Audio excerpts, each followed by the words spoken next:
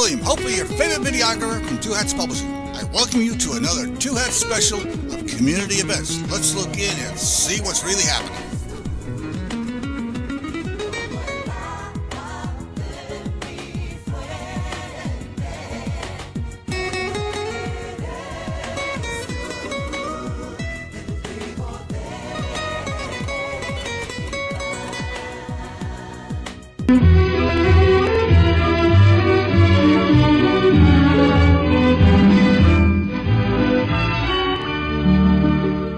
And good afternoon and welcome to Lambda Weekly. I'm Dave Taffet here in the studio with the late Patti Fink. Lerone Landis is home. He told us what's wrong.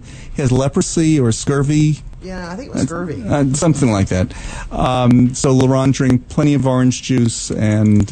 Halos, you know. Get some vitamin C in there. That's what they treat for scurvy. Or was it flu? He never used the word flu. No. No, I think he has leprosy. He'll be back next week, and he better be, because I won't be here next week. So our guest today. Oh, before we get to our guest is Johnny Boucher, who is transgender, a preschool teacher. Just did something at University of Dallas that, well, I think she did the right. She. Okay, I'm starting it again. Do over. Go to the corner. I'm looking at you and Patti and thinking, okay, activism. Patti was probably there, but Patti wasn't there. Johnny was over at University of Dallas on Thursday. Evening, yeah. For it wasn't a protest, it was more like a presence. And we're going to talk about it in a second. Yeah. It is Pledge Drive. And you know what that means? No. That means that we're going to have to say the number a whole bunch of times.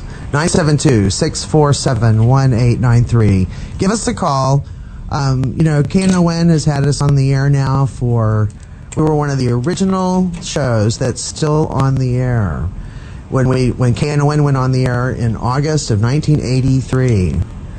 I was in college when that started. Mm-hmm. I was at Baylor in 83. I was in elementary school. I know you had to do fifth grade like over and over and over and over. But that must be what it was. But they've been supporting LGBTQ radio here in North Texas for all these many years. So this is a great time to say thank you with a $5 pledge, $10 pledge, all the way up. But if you pledge $100, we have for a pledge premium. Our next level French Terry zip-up 8.8 ounce hoodie, stylish long sleeve navy blue zip-up hoodie with 2 front pockets, 2 drawstrings, Knon logo, and the hoodie liner is gray. It comes in sizes small through XXX. That way, Patti, one will fit you. Yes. Gotta have room for my girls. That's for a $100 pledge. Most people do a $40 pledge, and for that you get a T-shirt or one of our aprons or one of our Knon caps. For a $60 pledge, you can get a beanie hat and scarf set, which you need today, and it's supposed to be 80 on Tuesday, something like that. And then right back down again. It's going to rain the rest of the week after that. But for when it's 80 degrees, you can get a beanie hat and scarf set. They're black and white with varsity stripes. The knit hat and scarf with a black embroidered Knon Voice of the People logo on the white thick stripe on the hat and scarf. I think we posted a picture with one of us wearing that hat. Were you wearing it in the picture? I think so. Maybe I was the one wearing it. That's a $60 pledge for 1 set or 2 sets for $100. Give us a call, 972-647-1893. That's 972-647-1893. Josh's are standing by right here in the studio. Note that the end of the number is 893, like 89.3 FM. 972-647-1893. And when you're calling Knon, we really do care about your calls, which is why we take them right here in the studio. That's because that's where the phone is. But we do care about your call. You're not calling to a national call center like you are when you're calling other listener-supported stations in this area. And you can also pledge online. If you go to knon.org, and there's a button right at the top that says Pledge Now. You can go to Pledge Now, and then you can see actual photos of the pledge premiums that we have available. And you can click on one and then enter your information and just say it's from us. From LW, you can say that queer show. If you can't spell Lambda, try your best. And write Patti and David, something like that. Patti, you have a special pledge premium right there. What is it? And then we're going to get to our guest. Our special premium is Book of Love with T42. It's Friday, February 16th at the Granada Theater on Lower Greenville. Doors open at 8 for a pair of tickets. You can get a pair of tickets for $60, or for $90 you get a pair of tickets and a T-shirt, hat, or an apron. That very important Knon apron.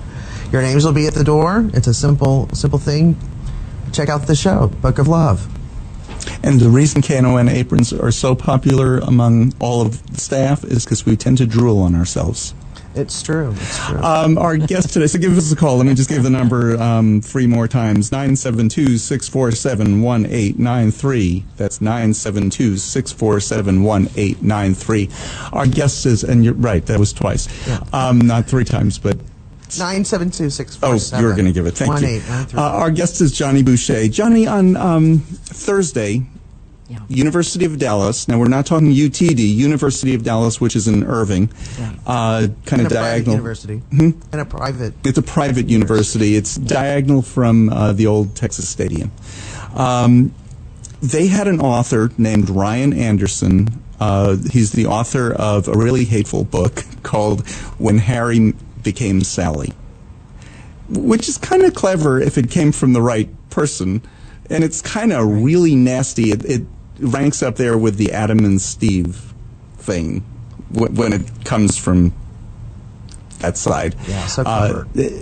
So you decided, because you're an alum, you decided you're not just going to let this go by. So what did you do? Well, I had only found out about the lecture or the talk the night before, maybe even close to midnight. One of my friends who went to school there sent me a little message and said, "Hey, did you hear about this talk about gender that they're doing at our alma mater?" And went over to the page, the website for UD, and saw that it was on the theme of the transgender movement. I looked up this guy and found out that he was, I guess you could say, not very favorable in his opinion. Yeah, you weren't expecting that. You went to your school. Right. Well, it's not the most LGBT-friendly campus, to put it in a manner of speaking. But I also understand that they can have their religious opinion. You know, that's fine. But this fellow was presenting it more as a psychological analysis or a review of the literature. And he's a psychologist, right? No, he's a musician. Of course. I mean, I know some very very clever musicians, but that doesn't make you an expert in psychology or anything. But I thought that it would be important to be present for it.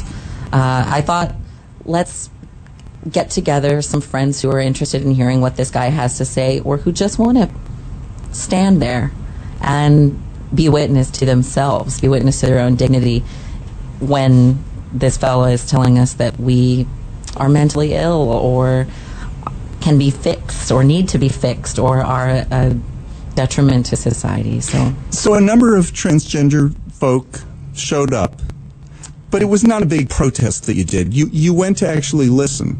Right. We split into 2 groups when we got there. Half of us went inside to listen and participate in the question and answer section of the talk, and about as many just sat outside and conversed with each other and caught up and just got a feel for what University of Dallas was about.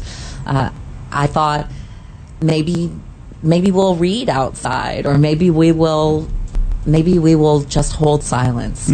I guess it's hard to say whether it was a protest or not. A lot of times when I think of a protest, I think more of signs and maybe marching or chanting or even rally speeches or something like that. But this isn't. It's a very small campus. They had campus security stationed outside of the talk as if something rowdy might occur. But we were very peaceful and we were just gathering. So if gathering and holding a silent witness is a protest, and I think it is a form of protest, then perhaps we gathered in protest, but really we gathered in silent presence.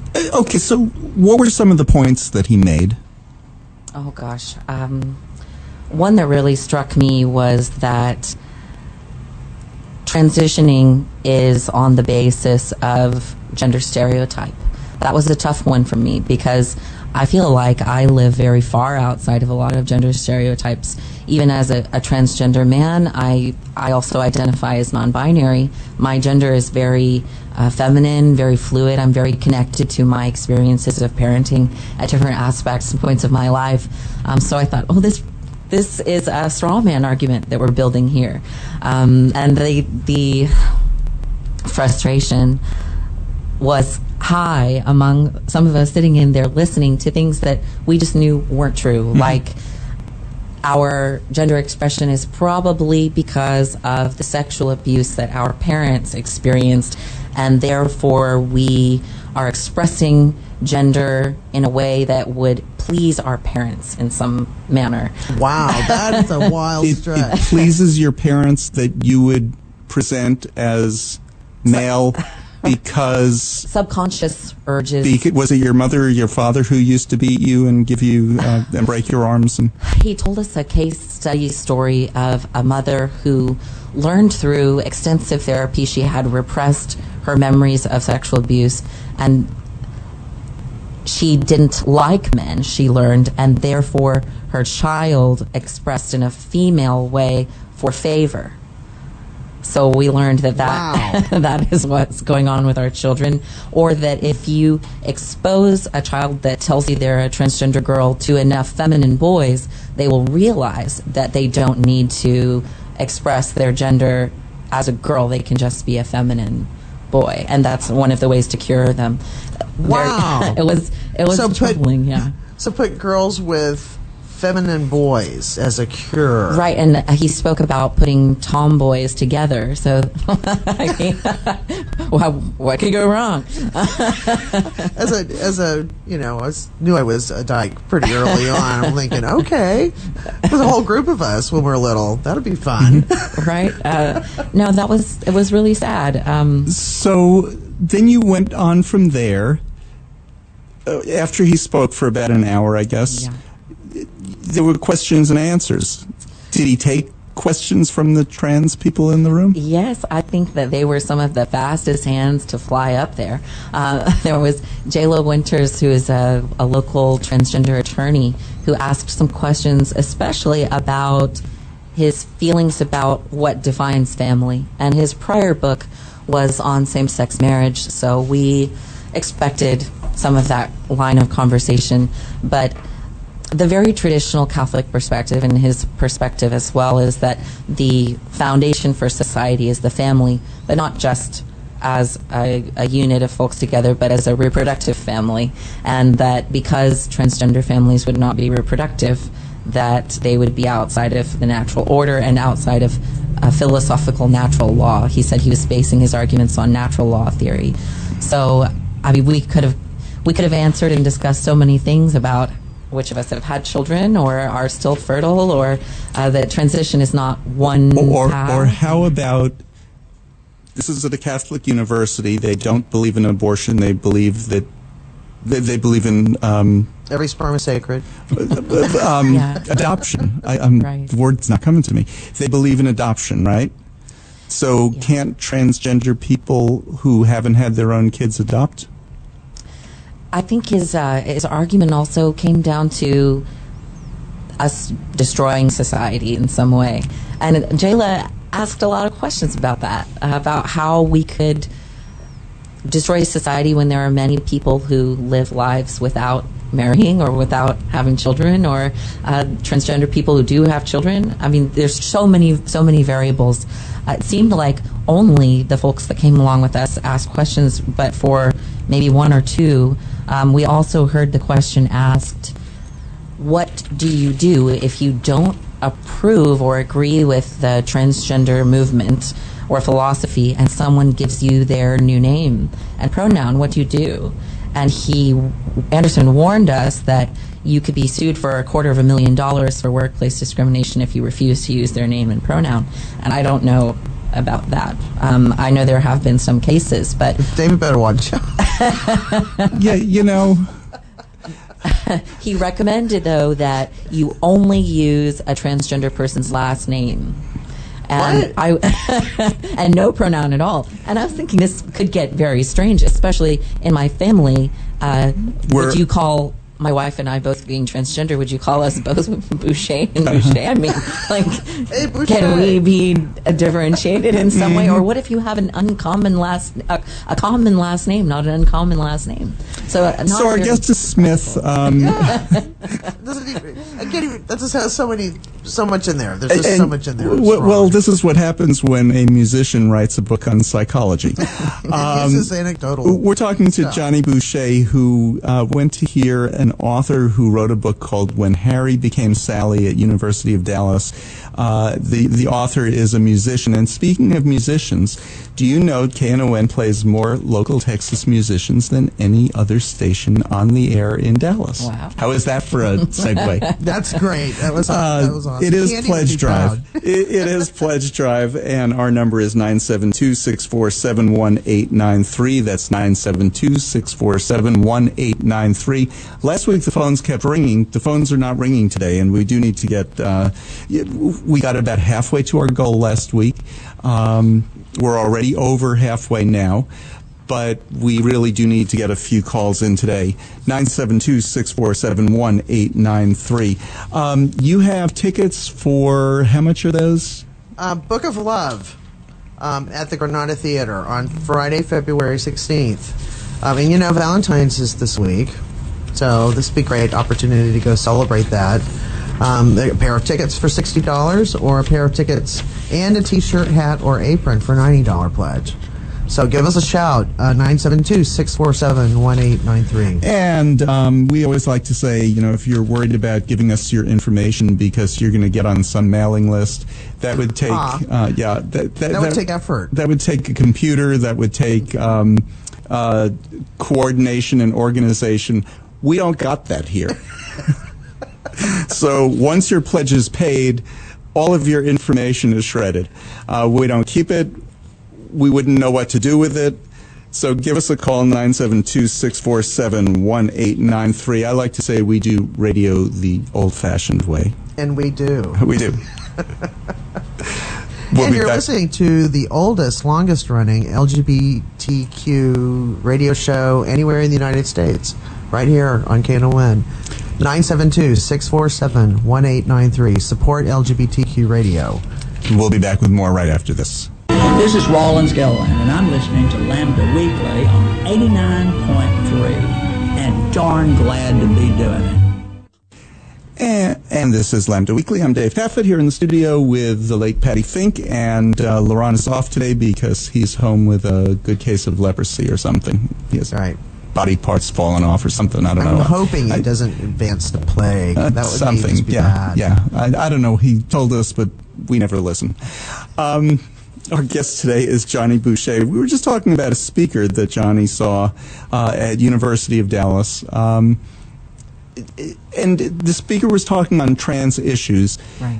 Why do you think it's okay, like you said, to have an opinion about whether somebody should transition, whether somebody is trans, but shouldn't you actually get a speaker who is speaking about medical things who has a medical background? That is such a fascinating question because Tony Ferrer is someone active in the community, and he raised a question about medicine and science and mathematics. He's also an alum of UD, and he wanted to discuss the statistical likelihood that someone might be intersex, because our speaker referred to the natural order of men and women as organisms, that there are very few variations except for what amounted to his descriptions of freaks of nature. And Tony wanted to speak about this, maybe 1 in 1,000, as much as 1 in 500 as intersex, if you include a hypospadias, maybe even PCOS as potential intersex conditions. Explain what those are. So When we talk about how a body forms physically, there are chromosomal variations where you can be like X0 or XO, or you can be XXY, or there are Klinefelter syndrome. There are all kinds of genetic manifestations of not being simply male or simply female.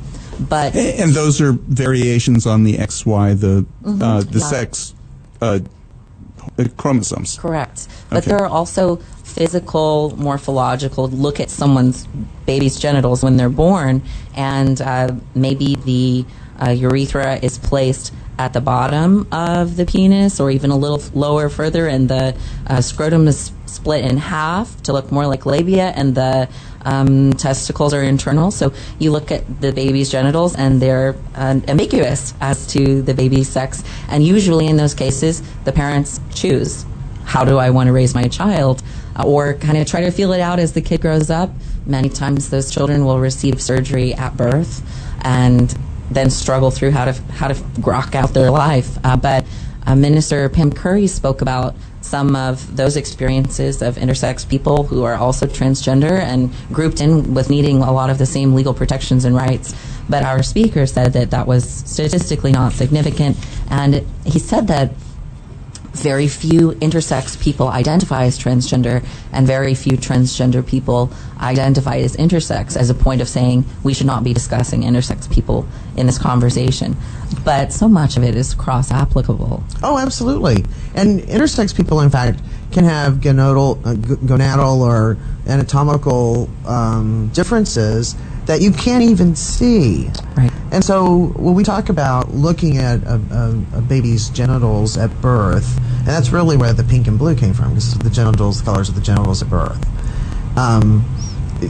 There's so much variation that can happen internally. I worked many years in a neonatal level 3 neonatal ICU in West Texas, and we saw everything. Yeah. And it was not unusual for example, to see a skin tag somewhere on the baby's body or on the ear, and the neonatologist would immediately get an ultrasound of the kidneys because they form at the same time. So there's any kind of difference. You look, and I use the example of the LGBT liaison officer at the Atlanta Police Department, who has been an out lesbian. She gave birth to a son who is grown now, married, went to get some sort of physical or medical testing done with her physician, and it turns out she didn't even know she was intersex. How many of us have our chromosomes tested? Right. I mean, there's so many natural ranges. I hoped that he would hear from Tony and Pam's comments that our genders, even biologically, or as we can measure them, are in a range. We're in a spectrum. We're not a binary gendered species, and we know who we are better than anyone else. Of course, then he brought up points about people identifying as animals or babies, and or elderly when they're young. He said that he made a joke about feeling like an old soul. Of course, everybody in the room just laughed at the idea of someone identifying spiritually in a way they don't look physically. But So some people identify as animals? yes. Which one do you identify as? Okay, Ashley says that I remind her, Ashley is my wife, that I remind her of a terrier because I'm very outgoing and a little territorial. Okay. Your spirit animal. Yes. I do need to break in here. It is Pledge Drive this week, and our number to call is 972-647-1893. That's 972-647-1893. What reminded me to break in is I was looking at, they always give us a list of reasons that KNON is different than any other radio station. And this one kind of stood out with this conversation. This show is programmed by its audience, not a corporation trying to figure out how to sell you more stuff.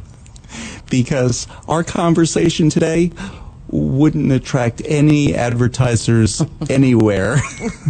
You never know. You just never know. Oh, well. But we do control our own programming. We're not told from on high what we can and cannot talk about, play on the air or anything else. So that's one of the great things about KNON. And before we go back to our conversation, one of our sponsorship levels is a $500 sponsorship.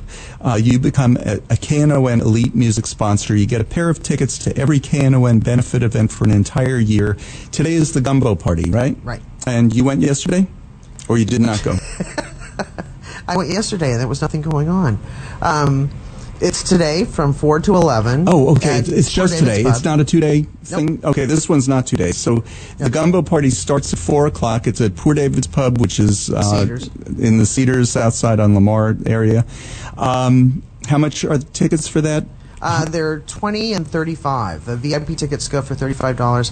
If you get a VIP ticket, and you can pay at the door, you can get first grab at the Gumbo. And there's lots of different kinds of Gumbo available. Now, if you were a KNON Elite Music sponsor and you like going to a lot of our events, this would have been one of the ones included. You wouldn't have to pay anything extra for it. It includes food at almost every event. And there are about 40 events during the year. Aaron and I did this Music Elite sponsor one year. And your name is just on the list, so you don't even have to worry about where are the tickets. Did you have the tickets? No, I thought you had the tickets. Your name's just on the list, and you just show up at 40 events during the year. And if you paid for them individually, it's what a killing. This is a great opportunity if you love lots of different kinds of live music. Being a KNON Elite Music sponsor is the way to go. It's a $500 pledge. So give us a call, 972-647-1893. 972-647-1893. And we need to see that phone ringing. Keep Josh busy because He's bored. He's the board operator. Yeah. The B-O-R-E-D operator. Yes, because he doesn't have to do anything. Once we set the dials, it generally just works. Not always, but it's supposed to. Most of the time. We're talking to Johnny Boucher. Johnny's a preschool teacher here in Dallas and is transgender and is and organized a presence at the University of Dallas to go see a speaker who was, you feel, unqualified to comment on transgender issues from a medical standpoint, since the author is a musician, not a Or really medical. any standpoint, I would think. Well, he did mention that he had about 200 citations at the back of his book when it was called into question on what grounds he was making some of these comments. But I am aware that the two notable scientists that he was citing were Paul McHugh of Johns Hopkins, who has been largely discredited for not being peer-reviewed, for just flying in the face of accepted science about LGBT people, especially transgender was a big issue for Paul McHugh to typify as a mental disorder. And when he left Hopkins, all of the comments from Hopkins and about Hopkins were that the shadow had left Hopkins, and that's why they were able to reopen their transgender center that had been closed, I believe, since 1979, if I'm not mistaken.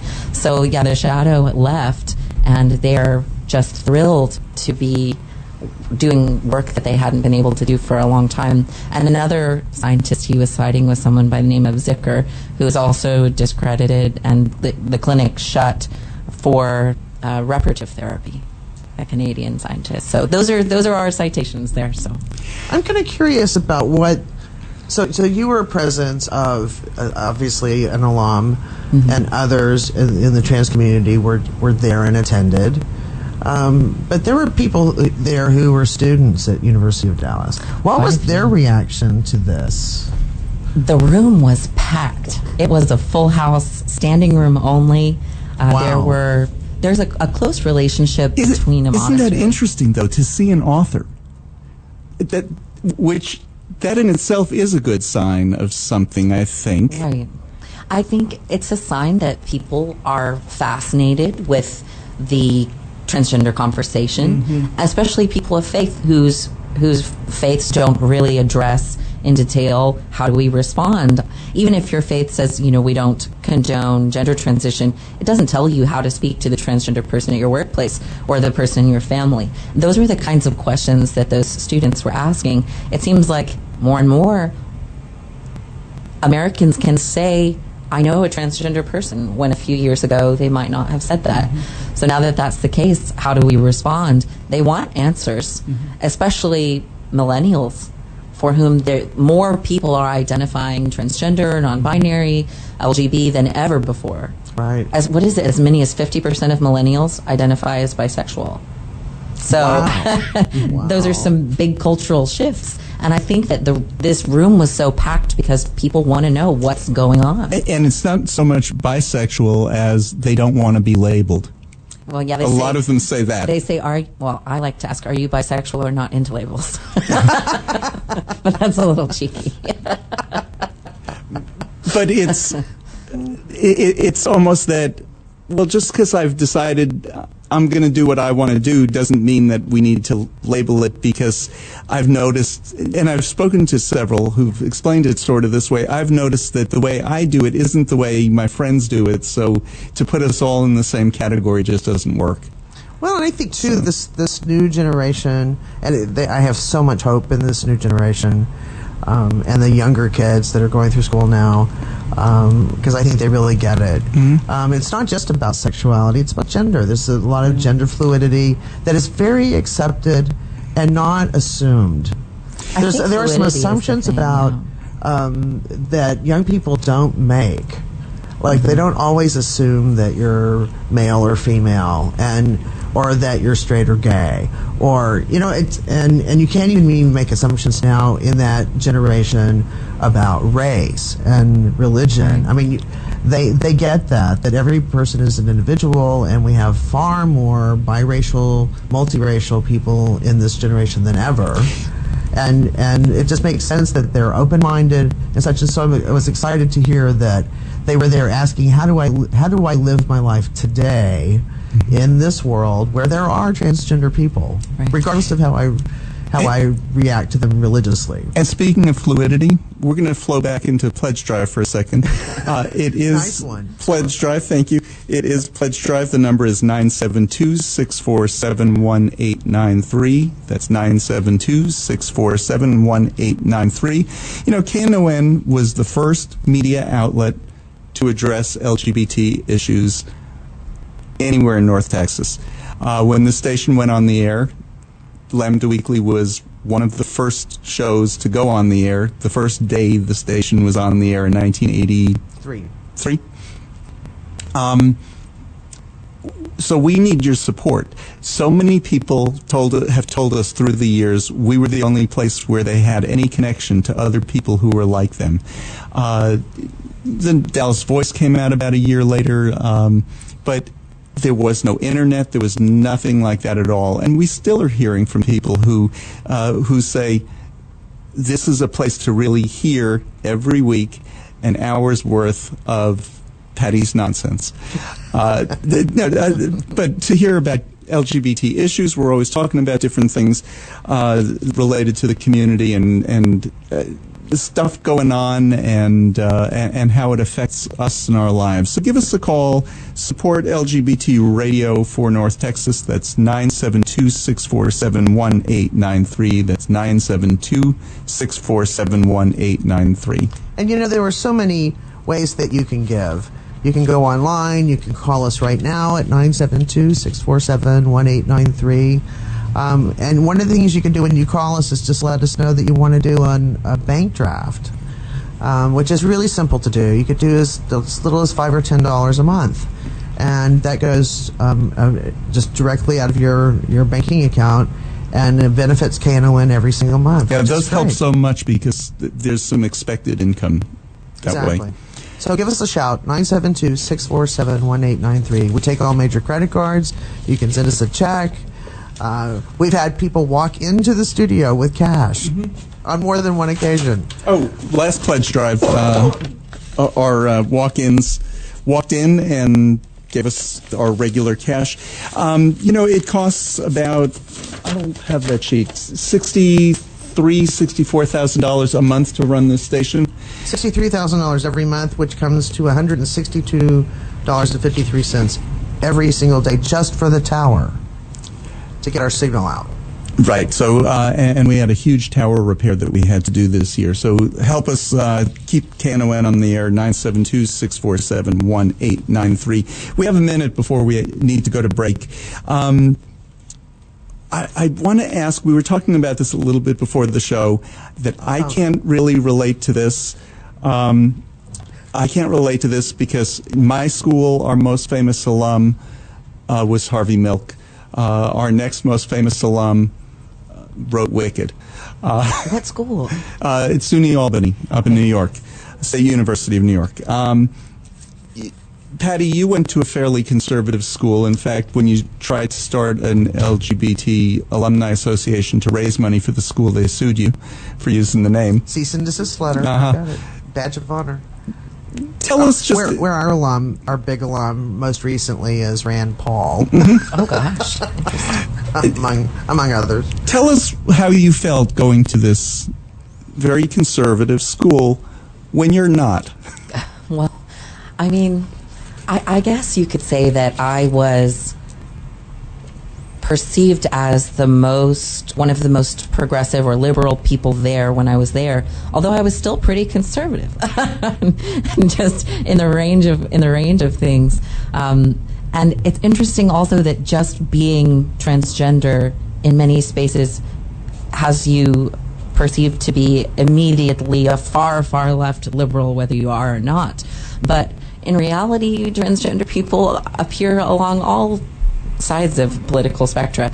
But when I was there, I was a very devout Catholic, and I knew about myself as a queer person, but I had heard so many times in the homilies, which is what we call sermons, or in classes, theology or not theology, that homosexuality of any kind was a grave mortal sin and a cross to bear, and something that you would endure and suffer through, and that the more you suffered, the more your soul could be purified, perhaps for sainthood. But anybody who was going through this purification could be pretty assured that if they embraced this, there would be very serious bullying. We'll talk about this right after the break. I do want to say the way Patti practices it, it is sinful. So you're listening to Lambda Weekly on 89.3 KNON FM. It is Pledge Drive. Give us a call when we take a break. It's always a great time to give us a call, 972-647-1893. That's 972-647-1893. We'll be back right after this. Hi, this is Valletta Lil, and I listen to Lambda Weekly. I hope that you will too. And this is Lambda Weekly. I'm Dave Taffet here in the studio with the late Patti Fink. Lerone is off this week. He has a little case of Ebola, and he'll be back with us next week. I shouldn't be saying these things about him because I'm not going to be here next week. So the two of you are going to be saying, "Yeah, where's David?" Oh well, you won't even know. Well, I might. It is Pledge Drive this week, though. 972-647-1893 is our number. We have a goal each Pledge Drive that we have to meet, and the reason that we have to meet it is we have to pay our portion of keeping the station on the air. And we do need a few $100s more to make our complete goal, so we are asking people to give us a call and pledge whatever you can. We do have some pledge premiums for people who do pledge. And I'd just like to note too that we have a goal, and one of the ways that you no longer have a show on the air is that your show doesn't meet its goals. So we would like to meet our goal and stay on the air, as we've been doing now continuously since 1983. So give us a shout, help us stay on the air, and bring LGBT news and entertainment to North Texas. 972-647-1893. This is going to be our 35th anniversary in August, and that's historic. There is no other gay show or LGBT show on the air anywhere that's been on the air for 35 years, every single week. What's 35? Is that like paper, wood? No, paper is one. Paper's one? Yeah. Okay, we're going to have to find out what 35 is. What 35 is, and we'll ask for gifts for Pledge Drive next summer. Yes. Based on that. It might be money. In which case, 972-647-1893. You can start sending it now in celebration. We are talking to Johnny Boucher. Johnny is a preschool teacher here in Dallas and is a transgender activist. You know, activist is such a funny word. A lot of people mean it in a bad way. So I don't know. Every time I use that word, I think, does this person understand the way I mean it? So if I use the word activist, I mean an advocate for my own civil rights and those around me. A transgender advocate. I like that. I also don't think activist is a bad word, but a lot of people do. When they say activist, they think of... Well, they mean a big mouth like Patti. They mean maybe somebody more with a megaphone than willing to sit down and talk. But I'm totally willing to sit down and talk. I'll be your sweetest activist friend. Well, when you... The opposite is what? Pacifist? Right? I'm not a pacifist about these issues. Right, but when you went to your alma mater to hear this speaker that we were talking about in the first half of the show, you didn't go to protest him, you went to ask him some questions. Right. We hoped we could participate in the Q&A and just...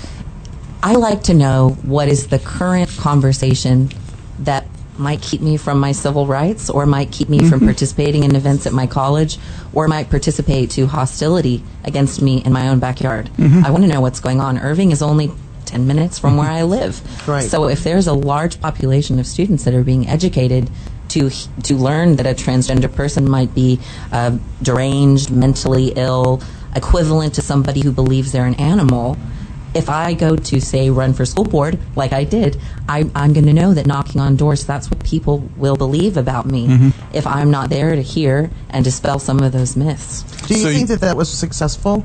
That the group of you who attended and asked questions, do you think you made a difference in the way the students perceive things? There was a good amount of heckling, eye rolling, laughing, gesturing, that made me feel like they weren't really ready to hear or welcoming of another perspective. But after the event, a group of prospective seminarians and conservative Catholics there approached us and thanked us for being there. And when we were spread throughout the crowd, you might not have been able to recognize, oh, there's a trans person, or there's the trans person's friend, there's a liberal over there. But when we're standing together, we look a little different. The girls are a little taller and the boys are a little shorter. But otherwise, we're even clean-cut and attractive individuals. You cannot see my beard through the radio. But they thanked us for being there. They said, thank you, it's nice to have two sides of a discussion at least present, because we are not used to that here. And we began to discuss some of the questions further that arose. For example, Minister Pam Curry mentioned a verse in Galatians about those who become eunuchs for the kingdom of heaven, or that Christ calls to become eunuchs. And according to the interpretation of some, that verse refers to a third gender at the time, in New Testament times, when one could identify as something like a gender and live the life of a eunuch and not be expected to participate in typically gendered roles. And there's probably way more that somebody could say about that isn't me, but Pam was beginning to speak on it, and there was just an outcry in the room of dissent. Murmurs, audible, because in traditional Catholic teaching, those verses refer to being called toward the priesthood or a celibate nun's or priest's life, and it was perceived to be a misapplication of those verses. So afterwards, we were discussing, I said, couldn't it be both? Couldn't we be talking about a literal aspect of the culture, but also a spiritual application of that? And I said, couldn't the transgender experience also be a spiritual one? And I got some big eyes, because they had never considered for 1 second that it would be a spiritual calling to live as a transgender person, or that we might consider ourselves sacred, or that our suffering to go through medical or social transition would be transformative and purifying of the soul. I mean, it was just, goodness gracious, some new perspectives going around. So Wow. here's what I think. That's awesome. I think that's awesome. This is a group who'd never heard a transgender perspective before. Or maybe a transgender person ever. And probably never saw or met a transgender Right. person before.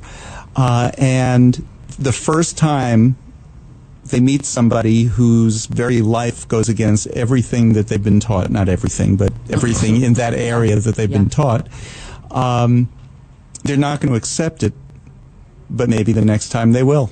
And it takes the first time, and you were, this was the tough one, meeting people who are considering these issues for the first time and aren't very open to those ideas. So, and again, you were not there to change their entire viewpoint. You were there to answer a question like you said, how do you treat somebody, a transgender person at work? What do you call the person? Well, if I worked with you, Johnny, I would say, good morning, Johnny. Right. But people don't think that way when they think of you as being something other than just another person. I hoped being present there, folks who had a mental image of what a transgender person was but had never even laid eyes on one, much less spoken to one of us, that they would have a new vision of people that they might talk to. But I also know that as a teacher, like you said, you don't always have a different perspective after your first lesson. And if we're going to have civil conversations in the future, they have to start with looking at each other, leaving our homes. And otherwise, when would we run into each other? Like our cars hitting each other on the street would be the only time if we are totally isolated. And it was a challenge for me to leave my safe space where I knew that all of my friends believe a lot of the same thing as me, and that we're not really going to challenge each other about this, to go outside of that. But I felt like it was territorially, this is my college. I want the people who are there to know that I'm a good and decent person, even if I'm transgender. Now, did you make that clear that you were an alum when you asked a question? Oh, they were so surprised. They said, Really? you went to college here. Yes, 2008, I went to college here. I can speak on the same books. I have taken the same theology courses. We were speaking the same language. So the conversation that I had with some of the students afterwards was very different from those that were happening on other sides of this lobby area. One of the leaders of DFW Transcendence International is Paul Minnie Ellis, and she was having this fascinating conversation with the security officers, the security guards there. And Wow. they were connecting, and she was discussing where her group meets up. They said, do you meet in a bar? Do you meet in a nightclub? She said, actually, we meet at Royal Lane Baptist Church. And then we got some other big eyes to know that we have connections to spaces of faith, too. I think if I wanted to express anything by the presence or a protest, if you would call it that, is that we are a sacred people, too. I think I struggled with that for a long time. That's what I felt that I lost when I was attending that school, was a sense of my own sacredness or my ability to approach religious things. And it took me a long time to feel safe, that I could be welcomed in those spaces, to claim that this is mine too. And I wanted someone who was very conservative and religious to feel safe, having a sense of their own sacredness, finding their own gender. Speaking about feeling safe, we're not going to be safe on the air here as a radio show if we don't get a couple more pledges today. Number to call, 972-647-1893. That's 972-647-1893. We're asking you to call in, make your pledge, support LGBT radio. This is it for LGBT radio in the northern half of Texas. And we know we have a lot of listeners who listen to us online because they're outside of this area. If you are listening online, or if you're just in the area and don't feel like calling in, you can go online, knon.org, hit the Pledge Now button, and it'll give you a list of all the pledge premiums, and just fill everything out. Just include that you're pledging for Lambda Weekly. And you don't have to do it during the show. You can do it any time at all. 972-647-1893. That's 972-647-1893. Our 35th anniversary calls for the old gift would be coral, uncut coral. And the new gift now is jade. And jade's green. And I think throughout the whole year, we should be seeing some, in celebration of our 35th year on the air, some green. That would be awesome. 972-647-1893. Help us celebrate 35 years of support from Knon on the air. Back in the day when there was no internet, we got letters in the mail from people who said, I go in on Sunday nights, back when we were on Sunday nights, closed my bedroom door and put my headphones on, and I listened to the show, and thank you for being on the air. And one of my favorite stories, a fellow Baylor alum would drive up from Waco to Hillsboro to the rest area there, because it's the first place you could pick up the signal, and listen to the show in the car on Sunday nights, and do homework while you listened, and then drive back to Baylor. And that was his touchstone of queerness for the week. And so we have a great history. 972-647-1893. That's 972-647-1893. Johnny, we are almost out of time, but I don't want to leave this. You are also a parent of a trans child. I am. How'd that happen? What did you do to the kid? It's interesting. I wouldn't say that I was thrilled that my daughter told me she's my daughter, but when she was at least 2 or 3, she was really drawn to the pink, the sparkly, the glitter, the rainbow, and I think that all kids really are. I didn't think too much of it, but as she got older, she would tell us when playing games, I'm Black Widow. Which superhero are you? So she was very firm, and I kept thinking, oh, my child is very fluid or explores a lot of things. Small children are like that. But as time went on, she was very firm with me. My pronoun is she. I am a girl, and she said to me when she was about 6 years old, I'm choosing these colors to tell you that I'm a girl. It wasn't just I'm sending you a message. So we talk about our gender identity and our gender expression, but sometimes our gender expression is not just an inward, I like these things, I am who I am. It's a message to others in a culture. So I heard her message, and I affirmed her. But we heard in this talk that most children are pushed into these transgender identities by stereotype. And I don't think that that's the case. So from the perspective as the parent of a trans child and a member of a community of a lot of other parents of trans children, these kids, they express gender how they want to, and make them feel safe. You weren't pushing your kid to play with glitter? I probably supplied the glitter. But I will say that these kids are some of the happiest children, really, when they are affirmed. Yes, I think that's so true, and it's so important to a psyche. Even regardless of what happens to them in their life, as a parent, you want them to know that unwavering inside them is this love of their child. Yeah, it's bittersweet, I think, because you know that your child is in for harder life, and in that regard, I would never push a child to live this way if it wasn't really what they truly needed. But we got to do it. Yeah. Johnny, I want to thank you. We are out of time. Come back, see us again. Yeah, come back. What a great show. And look forward to the next time, too. And we'll do it around some other event. And maybe when it's not pledge drive, so we can really have a conversation. And the number to call if you would like to pledge still.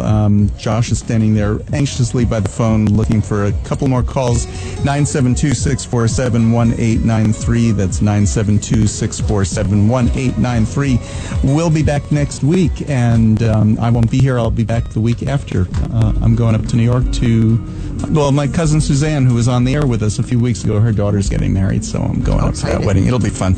And that's it for us on Lambda Weekly. We'll see you next week. This is William, hopefully your favorite videographer from Two Hats Publishing. I hope you enjoyed this video. If you like it, please leave comments below, or like, follow, or subscribe to us and get notices of all our videos. We love it, even when you call.